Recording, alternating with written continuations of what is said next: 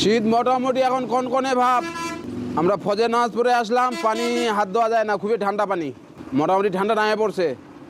গরিব মানুষের সমস্যা মোটামুটি ভালোই, শীতাক্ত বস্ত্র নাই কারো। বাইরে মানুষ ওই যে সন্ধ্যার সময় আগুন কাছে ধারে বসে থাকে। শীতের জন্য বাইরে যেতে পারে না, বললে কম্বল এখন যদি দেয় তাহলে পাইলে একটু ভালো হবে। আমরা তো কম্বল পাই না, কম্বল দিলেও তো আমরা পাই না। আমাদের বাসা রংপুরে, তো রংপুরের থেকে ঠাকুরগাঁয়ে অনেক পরিমাণে অনেক শীত বেশি।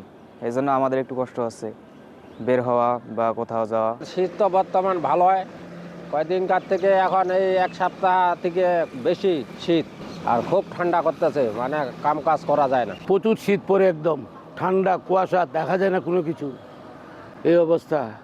শীতে মনে করেন ডায়রিয়া, ঠান্ডা লাগতেছে, বাচ্চাদের শক্তি জ্বর হচ্ছে, ডায়রিয়া হচ্ছে, হাসপাতালে ভর্তি হচ্ছে, এরকম সমস্যা কঠিন।